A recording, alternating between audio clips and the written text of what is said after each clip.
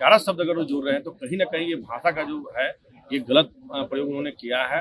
और इस भाषा के प्रयोग के लिए उनको माफी मांगना चाहिए। सरकार में है न किसी नियम संगत में है न कहीं उनका कोई भी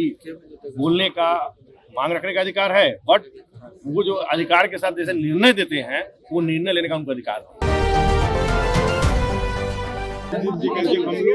वो मतलब नहीं था बेचारा का, हम लोग उनकी मूर्ति लगाने की मांग कर। देखिए, शब्दों का चयन जो होता है वो सबसे बड़ी बात होती है। आप अगर किसी को मांग जरूर कर रहे हैं लेकिन उसमें शब्दों का चयन आपका सही नहीं है और बेचारा शब्द एक ऐसे व्यक्ति के रूप में बोल का काम कर रहे हैं जो देश के दूसरे अम्बेडकर कहे जाने वाले सरदार रामविलास पासवान जी के ऊपर उनका एक लंबे राजनीतिक कार्यकाल रहा है और उस राजनीतिक कार्यकाल में उन्होंने 6 प्रधानमंत्रियों के साथ काम किया और कई विभागों में उन्होंने काम किया और उनके ऊपर आज तक एक उंगली किसी विभाग में नहीं उठा। कोई आज तक नेता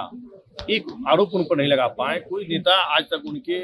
लिए कहीं भी अशब्द का चयन नहीं किए और उनके जैसे लोग के ऊपर अगर बेचारा शब्द अगर वो जोड़ रहे हैं तो कहीं ना कहीं ये भाषा का जो है ये गलत प्रयोग उन्होंने किया है और इस भाषा के प्रयोग के लिए उनको माफी मांगना चाहिए। वो तो मूर्ति लगवाने के लिए भी बात कर रहे हैं, जो मूर्ति लगे रामविलास पासवान जी का। बिल्कुल, हम इस बात का स्वागत भी करते हैं कि अगर कोई माननीय सदस्य अगर इस बात को उठाते हैं तो हम लोग उसका स्वागत करते हैं कि कहीं ना कहीं सरदार रामविलास पासवान जी के प्रति उनका स्नेह है। तो कहीं ना कहीं आप अगर अच्छे काम कर रहे हैं लेकिन उसमें अगर शब्दों का चयन गलत हो ये गलत। सर, दूसरी तरफ बड़ी बात कह दी है कि स्वर्ण अगर जाना चाहते हैं तो जा जाए, रास्ते खुले। उनसे पूछिएगा कि किसी भी चीजों के लिए बोलने का राइट न वो सरकार में है न किसी नियम संगत में है न कहीं उनका कोई भी बोलने का मांग रखने का अधिकार है, बट वो जो अधिकार के साथ जैसे निर्णय देते हैं वो निर्णय लेने का उनका अधिकार है। ठीक बेचारा शब्द महापुरुष को कहा जाता है। अरे उनको बोलिए ठीक से जरा किताब पढ़ने के लिए कि बेचारा शब्द महापुरुष को अगर कहा जाता है तो उनको बोलिए थोड़ा अभी उनको ज्ञान की थोड़ी कमी होगी,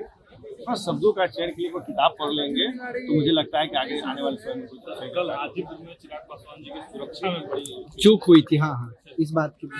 देखिए, हमारे नेता जहाँ भी जाते हैं लोगों का जो भीड़ है वो एक तरफ से मतलब जुट जाता है और कहीं ना कहीं